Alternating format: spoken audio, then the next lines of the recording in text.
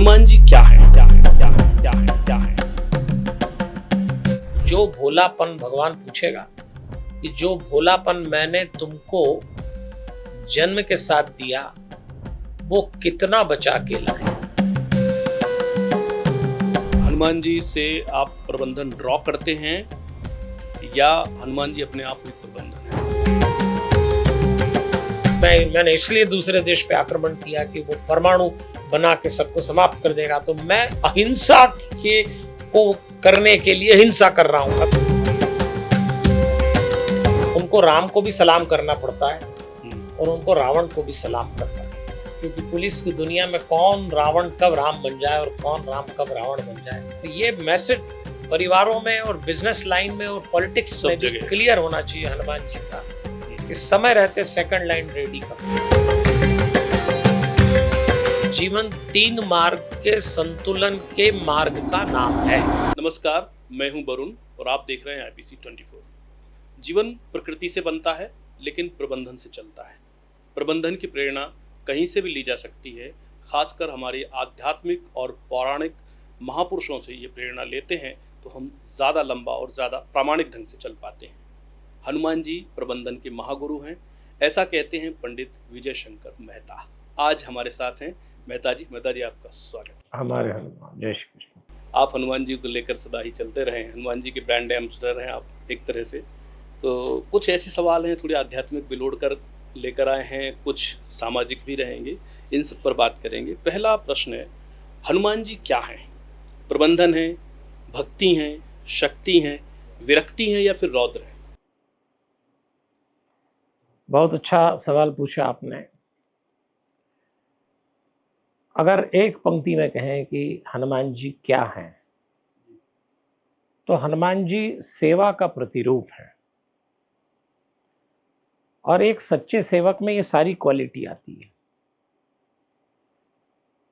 तो श्री राम जी ने हनुमान जी को स्वीकार इसीलिए किया था कि हनुमान जी का सेवा का स्तर जो है बड़ा ईमानदार है, 100% डिवोटेड जी। मुझे ऐसा लगता है कि ये अलग बात है कि हम अलग अलग रूप में हनुमान जी को लेते हैं, जैसे आपने कहा रौद्र हैं, शक्ति हैं, भक्ति हैं। तो हनुमान जी का जो सेवा भाव है अल्टीमेट है। अब देखिए हनुमान जी पॉपुलर क्यों हो रहे हैं, क्यों, मतलब पॉपुलर तो हैं ही, लेकिन हनुमान जी सहज रूप से क्यों स्वीकार हैं? इस समय 2 चीज़ें बहुत तेज़ी से इंसान की ज़िंदगी में अपना स्थान बनाएंगी, सेवा और शांति। तो शांति के लिए तो मैं कहता ही हूँ कि 10-15 साल बाद सबसे महंगा प्रोडक्ट होगा अब भी होने चला है। हाँ, ढूंढने नहीं मिलेगा जी, वो हनुमान जी से मिलेगा। दूसरा सेवा, आप देख लीजिएगा, अगर हम बिजनेस वर्ल्ड की बात करें, कितना ही अच्छा प्रोडक्ट हो, कितनी अच्छी मार्केटिंग हो, अगर सर्विसेज वीक हैं आप मार्केट से बाहर हो जाओ। तो सबसे बड़ा प्रोडक्ट ही सर्विस है। आप सेवाएं कैसी दे रहे हैं, चाहे नौकरी में हो, व्यापार कर रहे हो या परिवार में। आप बताइए किसी परिवार के संस्कार का क्या मापदंड? वो ये कि बड़े बूढ़ों की सेवा हो जाए, आवश्यकता पड़ने पे पति पत्नी की सेवा कर दे, पत्नी पति की कर दे, माँ बाप बच्चों की कर दें। जी। एक सेवा घर से हटा दो आप, घर नहीं रहेगा, सौदा हो जाएगा। व्यापार में से सर्विसेज हटा दीजिए, मार्केट से बाहर। नौकरी में सेवाएं खत्म, नौकरी खत्म। तो हनुमान जी सेवा का प्रतीक है। सेवा ही सर्वोपरि है उनके लिए। किसी के लिए, किसी को हनुमान जी से सीखना हो कि सेवा किस लेवल पे जाके की जा सकती है जी। और इसीलिए हनुमान जी सर्व स्वीकृत हैं। तो मैं तो हनुमान जी का छोटा सा भक्त हूँ। तो मैंने हनुमान जी से जो सीखा कि मेरा भी प्रोडक्ट सेवा है। अगर यूँ समझें कि मैं एक वक्ता हूँ मूल रूप से, प्रेरणा की सेवा है आप। तो मैं वक्ता हूँ, तो मैं ऐसी सेवा दूँ कि सामने वाला संतुष्ट हो। सेवा का मापदंड ये है कि सामने वाला संतुष्ट हो। तो हमारे जो लोग हमको बुलाते हैं तो मैं उनका समय का सदुपयोग करूं।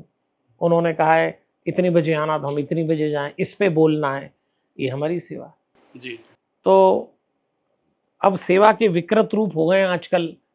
रिश्वत को भी सेवा बोलते हैं, बताइए आपकी क्या सेवा करें, ऐसा बोलते हैं ना, थोड़ी सेवा वेवा कर देना काम हो जाएगा, लेकिन वो सेवा नहीं है, वो सौदा है। सेवा तो हनुमान जी से सीखे हैं। सेवा निर्मल मन से की गई सेवा, बहुत बढ़िया निर्मल भाव बात, से की गई बिल्कुल सेवा। ठीक है। जी हाँ। हनुमान जी को लेकर ज्ञान मार्गी बोलते हैं, वो एक प्रतीक है, और भक्ति मार्गी उनको स्वरूप में मानते हैं, जैसे हनुमान जी सामने बैठे हुए हैं। तो आपके हिसाब से हनुमान को कैसे देखेंगे आप? हनुमान जी ज्ञान, कर्म और भक्ति का संतुलन है। हनुमान जी के इष्ट हैं राम जी। अगर हम एक दृष्टांत से समझें तो हम हनुमान जी का भी सिद्धांत समझ लेंगे कि राम जी जब वनवास गए तो अपने वन गमन के दौरान राम जी ने 3 लोगों से 3 अलग अलग प्रश्न पूछे। हालांकि उनको आवश्यकता नहीं थी। तो पहला प्रश्न उन्होंने पूछा था भरद्वाज ऋषि से।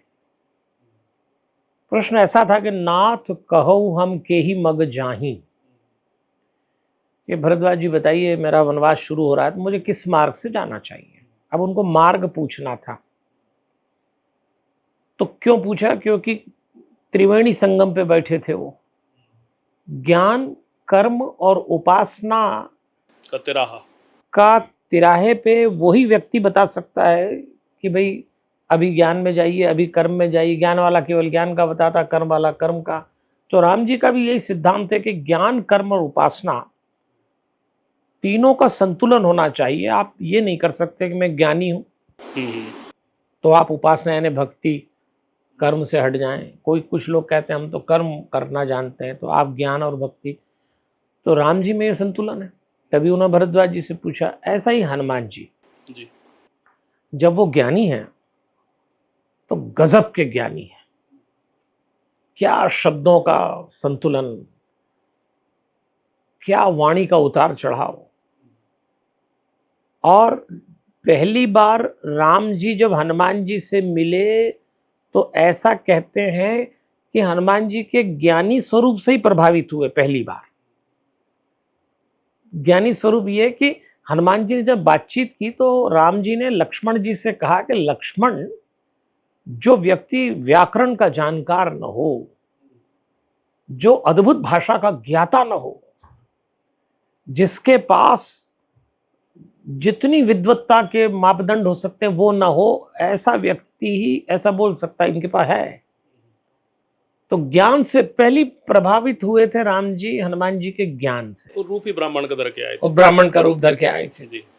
उसके बाद फिर जब हनुमान जी ने परिचय दिया तब भक्ति शुरू हुई। और उसके बाद कर्म आया कि नाथ सैल पर कपिपति रही, सो सुग्रीव दास अब तही, कि महाराज आप उनकी समस्या निपटा दो, वो आपकी निपटा देंगे। तो ऐसा उन्होंने व्यापारिक हाँ, मतलब मुझे ऐसा लगता है कि जो अगर हनुमान के भक्त हों तो हनुमान जी से ये भी सीखें कि जीवन में एक मार्ग से नहीं चला जा सकता। जीवन 3 मार्ग के संतुलन के मार्ग का नाम है। जी, ये बहुत अच्छी बात आपने कही। महाराज जी, हनुमान जी से आप प्रबंधन ड्रॉ करते हैं या हनुमान जी अपने आप में एक प्रबंधन है? हनुमान जी अपने आप में एक प्रबंधन है। पहले प्रबंधन को समझ लें। मैं तो कोई मैनेजमेंट का आदमी हूँ नहीं, मैंने कोई MBA किया है, तो साधारण सा व्यक्ति हूँ मैं। लेकिन मेरी दृष्टि में जो व्यक्ति एक ट्रायंगल को मेंटेन करे वो सबसे अच्छा प्रबंधक। और वो ट्रायंगल है प्रोफेशनल लाइफ, फैमिली लाइफ और पर्सनल लाइफ। ये एक त्रिकोण है। तो आपकी प्रोफेशनल लाइफ, आपकी फैमिली लाइफ और आपकी पर्सनल लाइफ मतलब जो टाइम आप आत्मा के साथ बिताते हैं उसको पर्सनल लाइफ बोलते हैं, अकेले बिताते हैं उसको नहीं। तो इन तीनों का जो बैलेंसिंग कर दे वही मैनेजर है, वही मैनेजमेंट, इसको लाइफ मैनेजमेंट कहते हैं। तो मुझे ऐसा लगता है कि हनुमान जी से जो लोग जुड़ेंगे तो, और ऐसा मान लेते हैं कि हनुमान जी जहाँ जहाँ भी सिखाते हैं, चाहे वो हनुमान चालीसा के माध्यम से, चाहे वो सुंदरकांड, किष्किंधा कांड, तो लोग समझ जाएंगे कि कैसे हमारी प्रोफेशनल लाइफ में, फैमिली लाइफ में, पर्सनल लाइफ में बैलेंसिंग हो। जी। आज ज़्यादातर लोग जो परेशान हैं वो इसी कारण है कि कहीं फैमिली लाइफ में कोई प्रॉब्लम है तो उसका असर प्रोफेशनल पे पड़ रहा है, प्रोफेशनल में इतनी प्रेशर है आज, उसका फैमिली लाइफ पर पड़ रहा है, घालमेल हो जा रहा है, दबाव में है। घालमेल हो रहा है। इस चक्कर में पर्सनल लाइफ तो लोगों की खत्म ही हो अगर गई। जनरल प्रायोरिटाइजेशन की बात करें, एक सामान्य प्राथमिकी किसको दी जानी चाहिए? Personal life, family life and the professional life, सामान्य प्राथमिकी। Personal life. जी। पर्सनल लाइफ का मतलब अगर आपको प्रायोरिटी देना है तो आपको ये समझना पड़ेगा कि हम मनुष्य 3 बातों से बने हैं।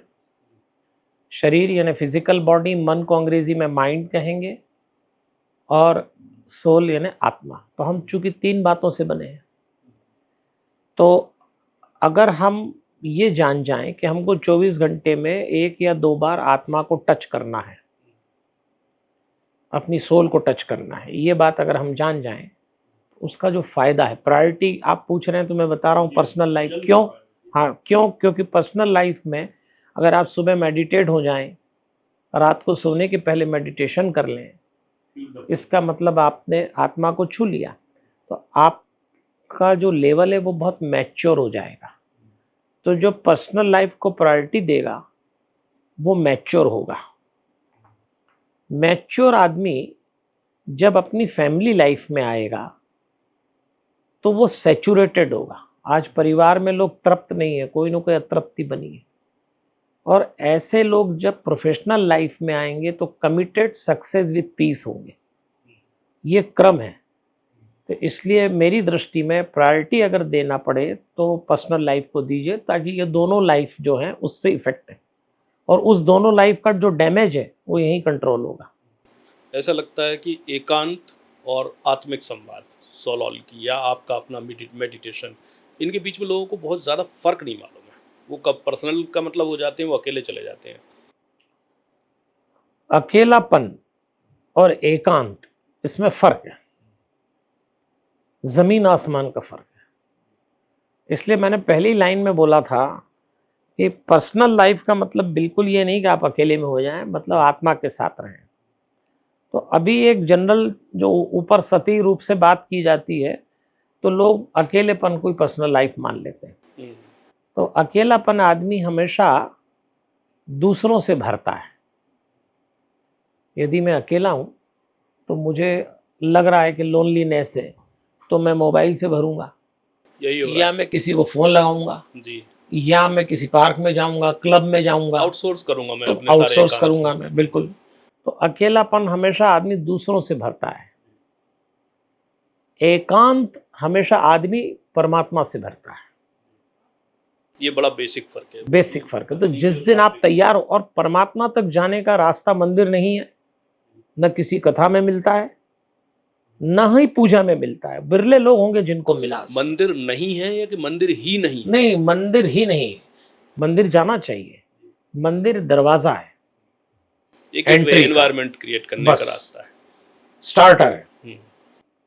लेकिन परमात्मा तो जब भी किसी को मिलेगा, आत्मा के अगले कदम पर मिलेगा। मतलब बिना आत्मा से गुजरे, मैंने कहा ना, कोई बिरला ही होगा जिसको परमात्मा मिलेगा, वरना सामान्य मामला जिसको भी मिला। अगर हनुमान जी को श्री राम जी मिले तो हनुमान जी आत्मा पे गए तब मिले, क्योंकि आत्मा का अगला कदम परमात्मा होता है।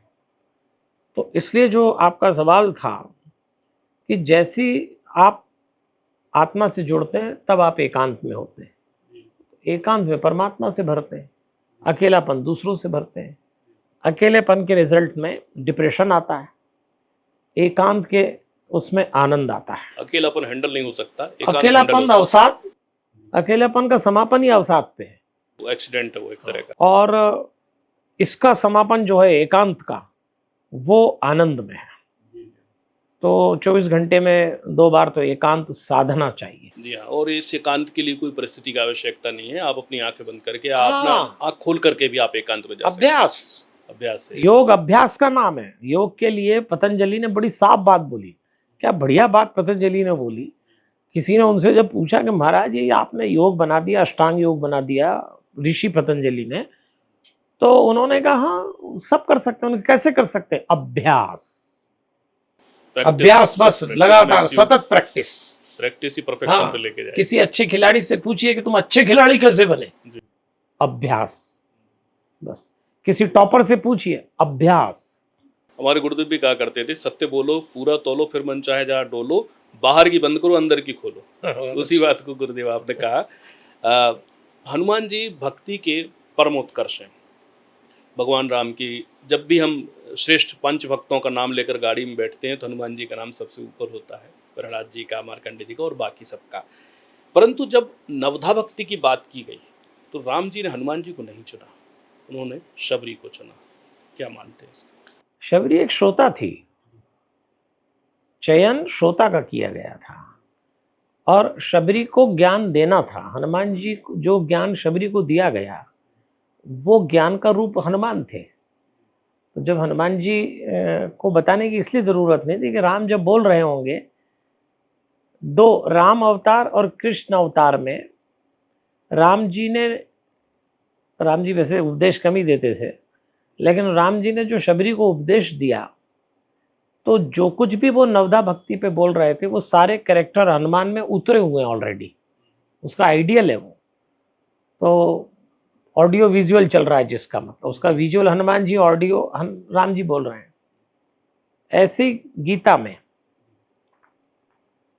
अचानक दूसरे अध्याय में अर्जुन ने कृष्ण जी बोल रहे थे और दूसरे अध्याय में अचानक अर्जुन ने कृष्ण जी को रोक दिया, एब्रप्टली जिसको कहते हैं, और एक सवाल उछाला जो गीता का बीज मंत्र जैसा है।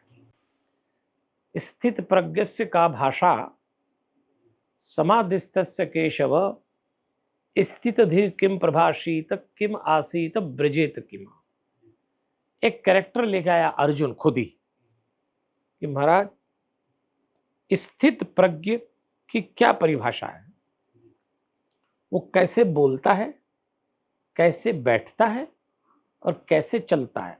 अगले 18 श्लोक में भगवान श्री कृष्ण ने एक्सप्लेन किया, स्थित प्रज्ञ को बताया है। और ऐसा विद्वान लोग कहते हैं, विनोबा भावे तो कहते ही थे कि ये 18 श्लोक और 700 श्लोक अलग अलग रख दो तो 18 में काम हो जाता है, पढ़ना भारी। कई विद्वान कहते हैं कि 18 श्लोक में गीता का सार है। तो जब कृष्ण ने बोलना शुरू किया तो कृष्ण जी की नजर पड़ी ध्वजा पे बैठे हनुमान जी पे कि अर्जुन तुम पूछ रहे हो कि स्थित प्रज्ञ कैसा होता है, तो स्थित प्रज्ञ ऐसा होता है।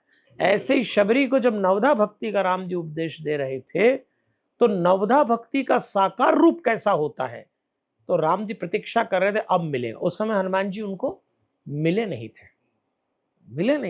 लेकिन जो कुछ भी राम जी का भक्ति को लेके फिलॉसफी थी, बस वो शबरी से आगे बढ़े। शबरी ने बताया कि आप आगे जाइए और हनुमान जी मिल गए। अब आप जरा देखना, भक्ति का वर्णन किया और भक्त मिला राम को सबसे पहला, क्योंकि राम जी को तो नवधा भक्ति का उपदेश देने के तुरंत बाद हनुमान मिले। तो राम जी ने कहा अभी तो जिसकी बात करके आ रहा वो ये है, ये एकदम मॉडल सामने आ गया। ऐसे स्थित प्रज्ञ का है। तो हनुमान जी को तो उनको ज्ञान देने की आवश्यकता ही नहीं थी। हनुमान जी के अंदर सब है, राजभक्ति भी है, स्वामी भक्ति भी है, ब्रह्म भक्ति भी है, आत्मभक्ति भी है। तो इसमें आपके हिसाब से एक सामान्य गृहस्थ को किस तरह की भक्ति का बीज अपने अंदर ज़्यादा अंकुरित रखना चाहिए और बाकी भक्तियों का क्रम क्या होना चाहिए? मैंने आपको शायद पहले ही बोला, सेवा भक्ति। ये सब चीज़ों में एक चीज़ और जोड़ना चाहिए हमको।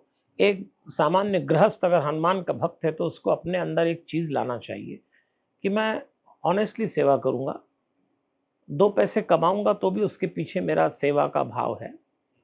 मुझे ऐसा लगता है कि हनुमान भक्त को या हनुमान भक्तों को शांति और सेवा पे ही काम करना चाहिए। बाकी तो दुनिया बहुत काम कर रही है, लेकिन किसी को भी सिखाना पड़े। मुझसे अगर कोई कहे कि साहब इस बच्चे को आप कुछ सिखाओ, तो मैं उस बच्चे को 2 ही बात सिखाऊंगा कि बेटा शांति जहाँ से मिले वहाँ उठा लेना और सेवा में कभी कॉम्प्रोमाइज़ मत करना। 100% ऑनेस्टली इस समय, इस दौर में कोई यदि आपसे बात करे और अगर उसको आश्वस्त हो जाए कि ये आदमी बहुत ऑनेस्ट है, इसकी सेवा लेने में दिक्कत नहीं, तो आप दुनिया जीत गए। आज कोई किसी से बात करता है, मन में संदेह ही रहता है कि सबसे पहली जाली आशंका की आती है। आशंका।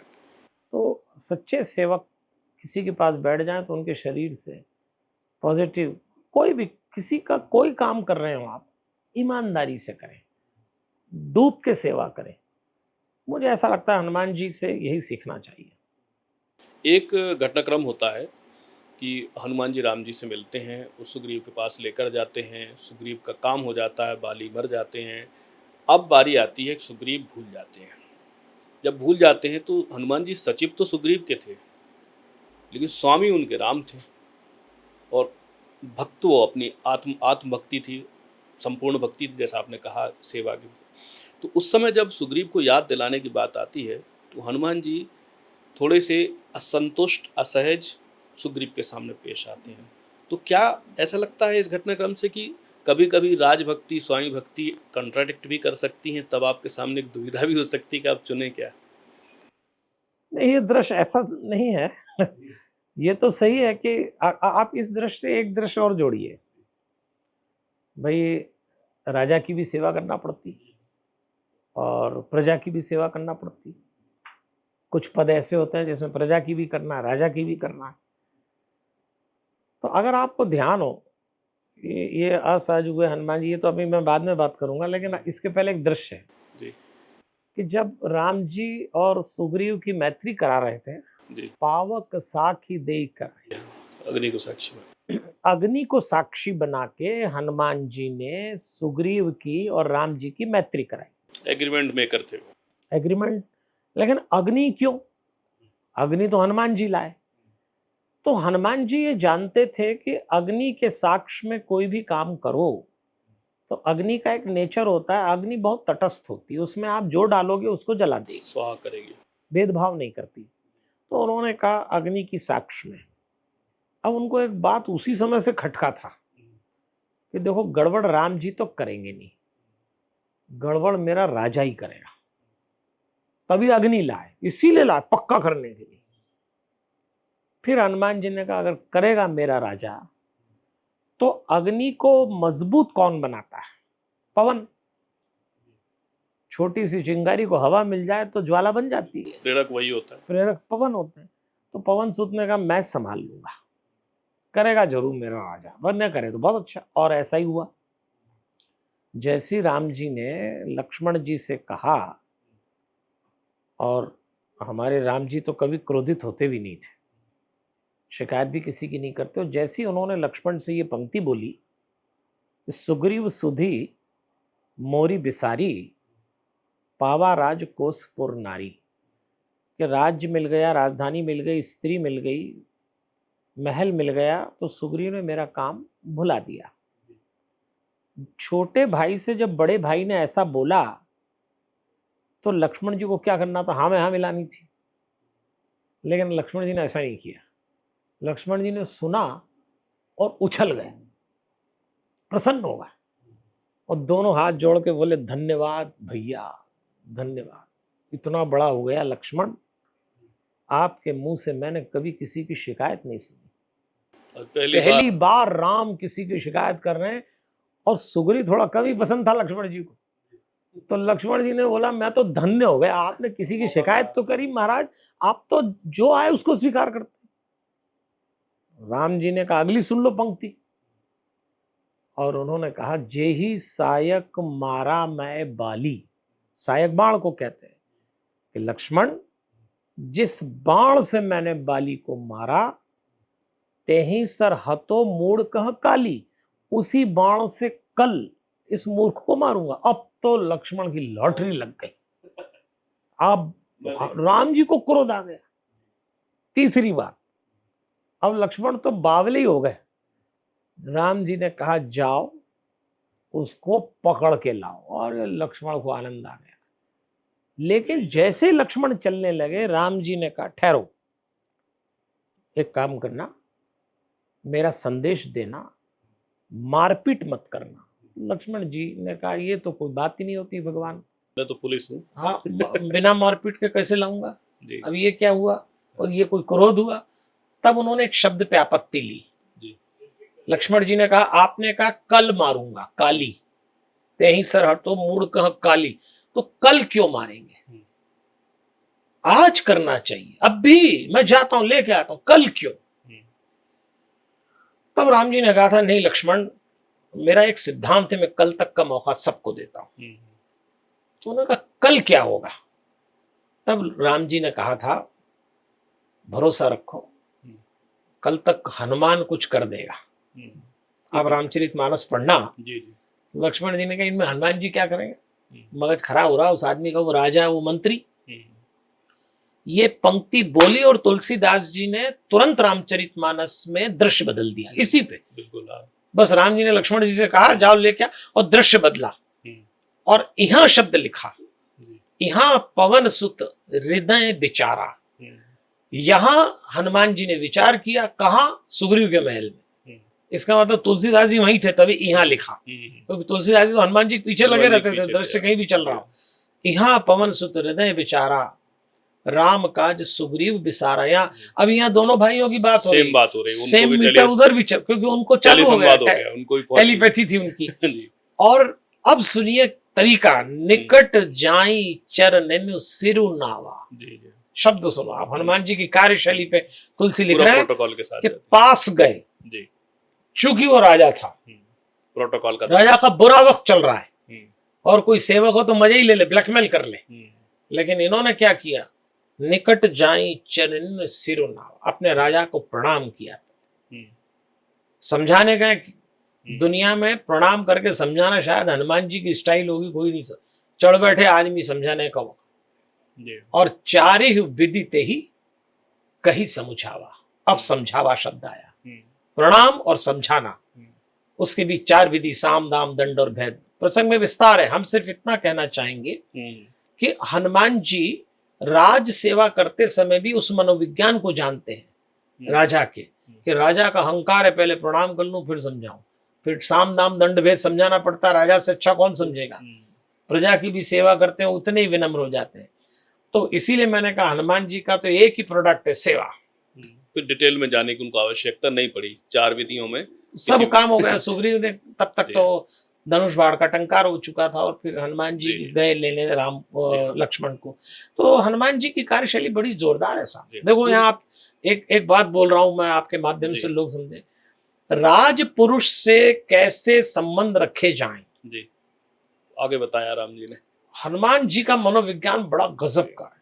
ये जो राजपुरुष कौन है, नौकरी में बॉस, जो भी शक्ति संपन्न है, और जिसके मातहत आपको कुछ मिलना हो, तो हनुमान जी, एक राजपुरुष सुग्रीव को कम डाउन किया, थोड़ी देर बाद दूसरा राजपुरुष लक्ष्मण टंकार मार रहा है, और तीसरे राजपुरुष ने भेजा ही था लेने, तीनों को एक लाइन में सेट किया। तो हनुमान जी से सीखिए साहब, संबंध कैसे बनाए जाते हैं, कैसे निभाए जाते हैं, संबंध बिगड़ जाए तो कैसे जमाए जाते हैं। हनुमान जी बीज है। अरे कमाल है साहब, कमाल है। एक चरित्र आते हैं रामचरितमानस में, राम की कथा में, अंगद। अंगद भी बहुत बलशाली हैं, बहुत कुछ करते हैं, और अप्रोक्सीमेटली अगर उनका पूरा देखते हैं अयोध्या तक जाने तक का, तो अंगद जी हनुमान जी के समान ही सब चीज़ें करने की कोशिश करते हैं। तो अंगद जी और हनुमान जी में फर्क क्या रह गया? अंगद जी और हनुमान जी में तो जमीन आसमान का फर्क था जी। अंगद हनुमान जी के चेले थे। अंगद का कौन गुरु ऐसा कहीं रामचरितमानस में दिखता नहीं है जी। लेकिन अन्य रामायणों के आधार पे अंगद ने हनुमान जी से एक बार सलाह ली, और एक बार बिना मांगे हनुमान जी ने उसको सलाह दी। इससे लगता है कि अंगद के मन में हनुमान जी को लेकर बहुत आदर भाव था, गुरु भाव था। तो हनुमान जी और अंगद में बड़ा फर्क है। हनुमान जी शिव का शिवांश है, अवतार लेके आए हैं। अंगद उनका पुत्र है, बाली का। अंगद बलशाली भी बहुत है। फिर वही चीज आई कि अंगद डिप्रेशन में चला गया। जैसे ही सीता जी का पता नहीं मिला किष्किंधा कांड में, और संपाति आया खाने के लिए, तो संपाति को अंगद ने समझाया। अंगद टैलेंटेड था, लेकिन अंगद इतना उदास हो गया, रामचरितमानस में नहीं आता है, कि उस अंगद ने कहा कि मेरा चाचा सुग्रीव मुझे मार डालेगा, वो कारण ही ढूंढ रहा था मुझे मारने का। वो तो राम जी ने मुझे युवराज बना के बचाया है, पर उसने अभी ये घोषणा की है कि जो भी वापस आएगा बिना सीता की सूचना मैं उसको मार डालूंगा, बोले मैं ही मरूंगा क्योंकि मैं मैं लीडर हूँ, मुझे हाँ, लीडर बनाया, यूथ तो मेरी मृत्यु तय है और ये साजिश सुग्रीव की है। तो वाल्मीकि रामायण में जी इसका विस्तार आता है। इस प्रसंग में हनुमान जी बोले हैं जी और हनुमान जी ने अंगद को समझाया है कि आप नेतृत्व कर रहे हैं, तो नेतृत्व करने वाले को भविष्य के प्रति संदेहग्रस्त नहीं होना चाहिए, सचेत रहना चाहिए। नेतृत्व करने वाले को अपनी छवि के प्रति सावधान रहना चाहिए, क्योंकि आपकी छवि रोने की उदास होगी, पूरा दल उदास हो जाएगा। हनुमान जी ने कहा था नेतृत्व करने वाले को अपनी शक्ति में वृद्धि करने के लिए अतिरिक्त शक्ति का आह्वान करना चाहिए, जो कि आपके साथ राम जी की है। आप उसको विस्मृत मत करिए, स्मरण करिए। नेतृत्व करने वाले को सदैव वाणी में ओज रखना चाहिए। और ऐसा हनुमान जी ने ऐसा ब्रेन वॉश किया कि अंगद वापस बूस्टअप हो गए। तो जो प्रश्न आपका है कि अंगद के लिए तो गुरु ही थे हनुमान जी। जी जब अंगद को भेजा था ना दोबारा रावण के, मतलब दोबारा अंगद तो पहली बार गए, पर हनुमान जी के बाद दोबारा लंका में किसको भेजें युद्ध के पहले, तो राम जी ने कहा किसको भेजें, तो सबने कहा साहब सबसे बढ़िया यही है, इन्होंने तो लंका देखी भी है हनुमान जी ने, यही चले जाएंगे। तो हनुमान जी ने कहा कि देखिए साहब मुझे जाने में कोई दिक्कत नहीं है, देखो आप मुझे क्या प्रॉब्लम है, तो अभी जाऊं, मेरे तो नाम से ही आधी लंका खाली हो जाएगी। लेकिन सेकंड लाइन समय रहते तैयार करना चाहिए। और ये मैसेज परिवारों में और बिजनेस लाइन में और पॉलिटिक्स में भी क्लियर होना चाहिए हनुमान जी का कि समय रहते सेकंड लाइन रेडी करो। अगर आपकी उम्र हो गई, आपके पद की उम्र हो गई, तो अंगद जी तरह से सेकंड लाइन का क्रिएशन था, सेकंड लाइन का पहला आदमी था वो जी, भेजो उसको। और राम जी तो इस पसंद करते थे ये बातें, राम जी ने कहा भेजो, जो होगा देखेंगे। हालांकि अंगद बहुत बड़ी मिस्टेक करके आया था, सेकंड लाइन के साथ ये प्रॉब्लम आएगी, जोश था होश नहीं था, लेकिन राम और हनुमान दोनों जानते थे कि हम संभाल लेंगे, पर इसको जाने दो फिलहाल प्रयोग। और तो अंगद को तो हनुमान जी याद तब आए जैसे अंगद ने एंट्री ली लंका में, तो अंगद को लगा ये क्या हो रहा है, मैं लंका में आया, ये तो जानकारी लंका वालों को है ही नहीं, पर मेरे आते एक इधर भग रहा है, दूसरा पैर पड़ रहा है, तीसरा फल ला रहा है, हनुमान समझ में आया। तो उन्होंने कहा मान गया बजरंग बली, आपको क्या रंगदारी दिखाई आपने, ये सब मुझको हनुमान जी समझ रहे हैं, हनुमान जी का मतलब बंदर नाम से ही लंका ने तो हनुमान उनके माइंड में रहते थे। और जब युद्ध आरंभ हुआ तो पहले दिन के युद्ध में तुलसीदास जी ने लिखा है अंगद और हनुमान दोनों दौड़ के गए, तो ये साथ ही रहते थे। तो अंगद का पैर और हनुमान जी की पूंछ, वो दोनों का कमाल रहा है। जब अंत में जब राम जी अयोध्या पहुंच जाते हैं, राज व्यवस्था संचालन शुरू हो जाता है, सारे लोग रहते हैं उसमें, धीरे धीरे करके सबकी विदाई होती है। अंगद और हनुमान की सबसे आखिरी बचते हैं, एक अंगद की भी विदाई होती है, और अंगद बार बार मुड़कर देखते हैं, बार बार मन में रखते हैं अब राम जी कहेंगे ठहर जाओ। क्या हुआ, कौन सी कमी अंगद में रह गई कि राम जी ने रोका नहीं? ऐसा कहते हैं कि राम जी अंगद को रोक सकते थे जी, रोका तो उन्होंने हनुमान जी को नहीं था, पर हनुमान जी के इसमें एक एपिसोड हो गया था। तो अंगद अगर अपने राज्य वापस चले जाएं तो सुग्रीव पे हमेशा के लिए एक अंकुश लगा रहेगा। सुग्रीव पे ट्रस्ट नहीं आया राम जी को, मतलब हनुमान जी की गारंटी चलती, अविश्वास नहीं किया। सुग्रीव के मनोविज्ञान को जानते थे, थोड़े विलासी थे, थोड़े विलासी थे, भूल सकते हैं, विलासी तो उन्होंने कहा कि इसका परिवार बना रहे। दूसरा, राम जी अपने परिवार से 14 वर्ष बिछो में रहे, तो हनुमान जी का तो कोई परिवार था नहीं। अगर आप इस दृष्टि से देखें तो राम जी ने कहा अगर अंगद को रखता हूं मैं, तो फिर अंगद का वनवास चालू, अब राम का समाप्त हुआ, अब अंगद का चालू। अंगद को अपने परिवार में रहने दो, अपने लोगों के बीच में रहने दो, चाचा भतीजे में समझ बन जाएगी। तो और इनको तो रोकने में दिक्कत ही नहीं थी, क्योंकि ये तो बने ही राम जी के लिए थे, इनका तो कोई परिवार है भी नहीं। लेकिन राम जी भी चुप रहे, हनुमान जी को रोका नहीं उन्होंने। राम जी सोचते रहे कि मैं रोकूंगा तो प्रोटोकॉल बिगड़ जाएगा, इसलिए हनुमान जी ने राजा सुग्रीव से पूछा कि मेरा मन ऐसा है कि मैं यहाँ सेवा करने रुक जाऊं, अगर आपकी आज्ञा हो तो। क्योंकि राज रिपोर्टिंग उनको ही थी। हाँ, और राम समझ गए कि ठीक बात है, और राम ये भी जानते थे कि मुझे अयोध्या का राज्य चलाने के लिए एक ऐसे महामंत्री की जरूरत होगी जो सुमंत तो नहीं हो सकते हैं जी। इसीलिए जब सत्ताएं बदलती हैं तो ये जितने IAS IPS बदले जाते हैं, ये कोई आज की बात नहीं है। हर राजा हर कालखंड में अपने उसमें अपने सेवक बदलता है। तो कायदे से तो सुमंत्र ही मंत्री होना था, क्योंकि वो दशरथ जी के मित्र थे और राम जी पिता तुल्य मानते थे, अनुभवी थे। लेकिन राम जी ने एक ही बात सोची कि सुमंत जी बहुत अच्छे व्यक्ति थे, लेकिन बहुत अच्छा व्यक्ति भी अगर जागरूक ना हो तो सुमंत के नाक के नीचे मंथरा काम दिखा गई उस दिन। उनका इंटेलिजेंस तो वो सिस्टम जो उनका जो जासूसी का तंत्र था, उनसे ज्यादा मजबूत तो मंथरा का निकला। तो एक ग्रेड ऊपर का राज था। तो उनको अब अगर रामराज चलाना है तो महामंत्री तो हनुमान लाना पड़ेगा, जिसको एक ही बार में लंका में क्या हो रहा है सब मालूम था, जिसमें भक्ति भी हो, शक्ति भी हो, विरक्ति भी हो समय पर। तो इसलिए भी महामंत्री फिर सुमंत की जगह हनुमान बने। तो मुझे लगता है अंगद की जगह हनुमान का रुकना हर तरह से आवश्यक था। जी जी। हनुमान जी में ज्यादा तत्व क्या था, भोलापन या चतुर? देखिए, भोलापन तो उनका बेसिक नेचर था जो शिव जी से आया जी। एक बात ध्यान रखिएगा कि चतुरता और भोलापन एक ही सिक्के के दो पहलू होना चाहिए जी, अलग नहीं हो सकते। प्रेमानंद जी तो कहते भी हैं भक्त को जितना चतुर होना चाहिए उससे ज्यादा चतुर कोई हो नहीं सकता। क्या होता है, भोलापन और चतुरता का रिलेशनशिप देखना आप जी। दुनिया में कोई ऐसा मनुष्य नहीं है जो बिना भोलेपन के पैदा हुआ हो। परमात्मा ने पैदा सबको भोला ही किया है। इनोसेंस एलिमेंट है। सब जो भी पैदा हुआ, जो बहुत बड़ा राक्षस बनने वाला है वो भी उस दिन जब पैदा हुआ तो वो भोला था। तो भोलापन हमारा मूल स्वभाव है। चतुरता हम फिर बाहर से आयातित करते हैं। किसी को 5 साल में आ जाती, किसी को 10 में आ जाती, किसी को 21 में, 35 में, किसी को 80 साल तक भी नहीं आती। तो भोलापन हमारा स्वभाव है। हनुमान जी का भी है, हम सबके भीतर भोलापन है।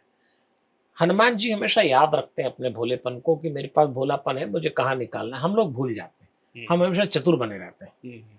तो जब हमारी मौत होगी तो ऊपर हमसे कुछ सवाल पूछे जाएंगे, उसको एंट्री इंटरव्यू कहते हैं। उसमें एक सवाल ये भी पूछा जाएगा कि जो भोलापन भगवान पूछेगा कि जो भोलापन मैंने तुमको जन्म के साथ दिया वो कितना बचा के लाए। टेस्टिंग इसी बात की होगी। चतुरता की टेस्टिंग ऊपर होने वाली ही नहीं है। चतुराई संसाधन है जीवन, वो तो आपका नीचे खत्म। वो बोले साहब मैं इतना इंटेलिजेंट था कि मिनिस्टर बन गया, इतना बड़ा। भगवान बोलते ये सब छोड़ो, वो जो मैंने दिया था उसका वो कहाँ है, वो तत्व कहाँ छोड़ के आए। तो हनुमान जी में भोलापन मूल रूप से है जी जी। और चतुराई उन्होंने सीख ली जहाँ से संसार में। इंटेलिजेंट तो थे क्योंकि बचपन से उनके गुरु सूर्य थे। तो हनुमान जी से सीखना चाहिए कि भोलापन और चतुराई दोनों का कॉम्बिनेशन बनाए रखना चाहिए। परफेक्ट कॉम्बिनेशन हनुमान जी थे। चूंकि एक घटनाक्रम आता है कि हनुमान जी को कहा जाता है ज्ञानी अग्रगण्यम, ज्ञानियों में सबसे आगे। कभी उनको भोलों में सबसे आगे ऐसी कोई न श्लोक न चौपाई ऐसा नहीं कहा गया। लेकिन जब उनसे बोल देते हैं विभीषण कि तुम कहते हो कि इस माला में राम है, इस तत्व में राम है, उधर तत्व में राम है, तो कहाँ राम दिखाई दे रहे हैं तुमको, यहाँ कहाँ राम है? अगर राम इतने हैं, तुम अपनी छाती में, तुम्हारे हृदय में भी राम है कि बता सकते हो? और वो छाती फाड़ देते हैं। तो ये भोलापन था या भक्ति का चरमोत्कर्ष था? एक ही बात है, बिना भोलेपन की भक्ति आती नहीं। जो भी भक्त बनेगा वो उसको भोलापन लाना ही पड़ेगा, वो उसका बीज है। तो हनुमान जी भोले थे और भक्ति के भोला आदमी भोला इसीलिए होता है कि उसको अपने ऊपर किसी और शक्ति पे विश्वास होता है, वही भोलापन होता है। अर्पण समर्पण करके चलता है भोले। मतलब आपको परमात्मा पाना है तो आपको भोला बनना ही पड़ेगा। गणित से भगवान मिलता भी नहीं किसी। पर इतना चतुर तो होना पड़ेगा ना कि आपके भोलेपन का कोई फायदा न उठाए। हनुमान जी भी रहे। आपको संसार से संबंध रखने के लिए तो चतुराई रखना पड़ेगी। आपको ये चतुराई होना चाहिए कि अब मेरी पूंछ में आग लग रही है और यदि मैंने लंका निपटाना है तो पूंछ बढ़ाता चलूं। उतनी चतुराई तो होना ही, तो भगवान कहाँ मना करता है कि संसार में रह के चतुराई मत करो। भोलेपन, सीधापन, मूर्खता, क्या क्या फर्क लाइन है? देखिए, भोलापन सहज है जी। और आपने जो कहा सीधापन। सीधापन जो है वो एक समझौता है, दिखता है। और मूर्खता जो है वो अज्ञानी है। तो मूर्ख तो मूर्ख ही होता है। मूर्ख व्यक्ति वो होता है जो समझता है कि यहाँ बुद्धि का उपयोग करना चाहिए, नहीं किया तो मूर्खता है। विद्वान भी मूर्ख हो जाता है कुछ घटनाओं में, विशेष घटनाओं में। तो मूर्खता वही है जो बुद्धि का सदुपयोग न करा जाए। तो भोलापन इन सबसे बहुत ऊंचा है, मतलब उसकी क्वालिटी भक्त की क्वालिटी है जी। भोलापन तो बचा के रखना ही चाहिए। सर्वोच्चता भोलापन है। बिल्कुल। हनुमान कैसे भी जी करके अब भोलेपन को अगर हम अपने एक सामान्य, हनुमान जी तो बहुत बड़े कैरेक्टर हुए, हम एक सामान्य व्यक्ति हैं, हमको संसार में जीना है, खाना है, ओढ़ना पहनना, सब कुछ करना है, और हमारे अपने भोले तत्व को भी पूरी तरह से बना के रखना है। तो हमको सावधानी क्या रखनी चाहिए जिससे भोला तत्व बना रहे, और क्या सावधानी रखनी चाहिए जिससे हम बेवकूफ़ न बन जाए, और क्या सावधानी रखनी चाहिए कि हम कहीं सिर्फ कोरे सीधे न कहला जाए। भोलापन की एक डेफिनेशन है कि जब आप मन, वचन और कर्म में एक होते हैं जी। तब आप भोले होते हैं। यदि आप मन, वचन और कर्म में एक नहीं है, सोच कुछ और रहे हैं, बोल कुछ और रहे हैं, कर कुछ और रहे हैं, तो गया भोलापन। रिकॉर्ड बहुत रखना पड़ेगा फिर दिमाग में। जैसे आपको लगे कि इस प्रसंग में इस व्यक्ति के साथ मैं जो सोच रहा हूं वही बोल रहा हूं और जो बोल रहा हूं वही करूंगा, तो भोलापन है। क्योंकि हम लोग 90% टाइम ऐसा नहीं करते हैं, सोचते कुछ और है, बहुत फाइलें बनानी पड़ती हैं, हमने इससे क्या कम्युनिकेशन था उससे आगे ही बढ़ाना है, वरना ट्रैप हो जाएंगे, तो भोलापन चला जाता है। तो ये प्रैक्टिस करें तो भोलापन बना रहे। सिंपल रहें, जो कह रहे हैं वही करें, जो सोच रहे हैं वही कहें, वही जो कह रहे हैं वही करें। अधिकांश समय ऐसा कहना, और आप ना कह सकते तो मौन रखें, पर आंतरिक शुद्धि रखें। मुझे कहीं चतुराई की जरूरत पड़ती है, लेकिन चतुराई एक एक्टिविटी है, एक टूल है, आप यूज करिए, आगे बढ़ जाइए। कार चलाने के लिए चाबी की जरूरत पड़ती है क्योंकि चाबी उसको स्टार्ट करती है, लेकिन उसके बाद चाबी की जरूरत नहीं पड़ती, उसके बाद दूसरी चीजों की जरूरत पड़ती है। ऐसे ही एक इंस्ट्रूमेंट है, एक स्टेप उसके बाद नेक्स्ट स्टेप पे दूसरे पे जाना है। ईरान में, अमेरिका में युद्ध छिड़ा है। 2 साल पहले यूक्रेन रशिया में युद्ध छिड़ा था, और युद्ध छिड़ते रहे हैं पिछले 50-60 साल में। मोर देन 30 से ज़्यादा युद्ध दुनिया में हुए हैं। ऐसी युद्ध की विभीषिकाओं में एक अच्छे नेतृत्व के लिए हनुमान जी से क्या क्या सीखना चाहिए? देखिए साहब, युद्ध कभी समाप्त नहीं होंगे जी, और नहीं होना चाहिए। शस्त्र युद्ध की बात होंगे ही, जिस युग में जो शस्त्र होंगे जी। अगर युद्ध ही समाप्त करने का होता तो राम के बाद कृष्ण महाभारत क्यों कराते हैं? तो दुर्गुण और सद्गुण हमारे यहाँ उन युद्ध को ऐसा मानते हैं कि राम यानी सद्गुण, रावण मतलब दुर्गुण, कौरव मतलब दुर्गुण, पांडव मतलब सद्गुण भगवान आए। तो युद्ध तो कभी समाप्त हो, ये जो हाहाकार मचा है ना युद्ध का, ये मिटाओगे दूसरा होगा, दूसरा मिटाओ। अब हाउ टू डील इट, चलो ये तो होता है, होगा, होके रहेगा। How to deal it as a मुझे ऐसा लगता है कि लीडर ऑफ वर्ल्ड, मुझे ऐसा लगता है कि हाउ टू डील इट मतलब कौन, कोई देश या व्यक्ति? कौन, मान लीजिए दुनिया में कोई भी एक, मान लीजिए विश्व नेता के रूप में कोई भी देश का एक नेता उभरता है, उसे क्या 5 चीजें 6 चीजें करनी चाहिए जिससे कृष्ण जी से सीखें, सिवाय कोरी बातों के अलावा? हाँ, तो कृष्ण जी से सीखें कि आपके युद्ध के पीछे की नीयत और उद्देश्य क्या है। मतलब वो तो अंतिम सभा में जब कृष्ण जी ने दुर्योधन से कहा था कि दुर्योधन मेरी बात मानो, ये कर लो जी। दुर्योधन ने कहा ये नहीं करूंगा, अच्छा ये कर लो, ये भी नहीं करूंगा, अच्छा ये कर लो, ऑप्शन देते गए वो। जब उसने कहा कि नहीं ऐसा नहीं हो पाएगा, तो भगवान ने कहा कि युद्ध जीवन का अंतिम विकल्प होना चाहिए जी। तो पहली चीज तो लास्ट, अब आपको लग रहा है कि इसके बाद चारा नहीं तो लड़ेंगे ही सही। तो फिर अर्जुन आया, अंतिम विकल्प में युद्ध हो गया। फिर अर्जुन ने कह दिया मैं नहीं लड़ूंगा ऐन वक्त में, बड़ी दिक्कत। तो भगवान ने कहा लड़ना पड़ेगा, मैं क्यों लड़ूं, आप मुझसे हिंसा कराना चाहते। तो भगवान ने फिर एक बात बोली थी जो अभी भी लागू हो रही इस युद्ध में, किसी भी विश्व नेता को कृष्ण जैसा कैरेक्टर अपने भीतर लाना चाहिए। तो उन्होंने कहा था अर्जुन, पहली बात तो ये है कि तू कह रहा है कि मैं तुझको तेरे रिश्तेदारों से लड़वा रहा हूं, ये बिल्कुल नहीं कर रहा मैं धर्म बचाने के लिए तुझसे कह रहा हूं युद्ध लड़, क्योंकि अधर्म के पक्ष में अच्छे लोग खड़े हो गए। समस्या बहुत धर्म बचाना है तो तू अच्छे लोगों को मारना पड़ेगा। अगर धर्म बिना युद्ध के बचे तो अब ये जो विश्व नेता हैं इनका तो कोई धर्म है नहीं अभी जी। इनका तो धर्म स्वार्थ है, किसी को चुनाव जीतना है, किसी को पैसा कमाना है, किसी को पावर इस्टेब्लिश करना है। जबकि कृष्ण ने अर्जुन से कहा था कि तुझे पावर इस्टेब्लिश नहीं करना है, तुझे धर्म की सुरक्षा करना है। तो अभी जो लोग हैं वो धर्म इनको ये विचार अभी बहुत दूर है इनसे कि हाँ वो नाम धर्म का लेते हैं कि एक देश जो बहुत बड़ा है वो कहता है कि मैंने इसलिए दूसरे देश पे आक्रमण किया कि वो परमाणु बना के सबको समाप्त कर देगा, तो मैं अहिंसा के को करने के लिए हिंसा कर रहा हूं। अब ये बात तो आदर्शवाद की है, पर ये ऐसा है नहीं जी। भारत तो की भूमिका कैसी है अभी फिलहाल? भारत की भूमिका बिल्कुल ठीक है। सही नेतृत्व है या नहीं? हाँ नहीं, भारत की भूमिका मेरी दृष्टि में ठीक है। भारत का राजनीतिक नेतृत्व कैसा है? हा? भारत का राजनीतिक नेतृत्व कैसा है इस समय? ये भारत, देखो एक तो आप ये मुझसे ये वाला खतरनाक सवाल मत पूछो आप। ये खतरों से तो खेलते रहे हनुमान जी, और हनुमान जी के वक्त तो और ज्यादा हनुमान जी खेलते होंगे। मैं तो मतलब राजनीति आती तो ओढ़ के सो जाता हूँ कि ये मेरा विषय नहीं है। फिर भी भूमिका तो आपकी है। हनुमान जी वाली शैली तो सबसे अच्छी है और मुझे ऐसा लगता है कि भारत हनुमान भक्त देश है, तो भारत बिल्कुल सही कर रहा है।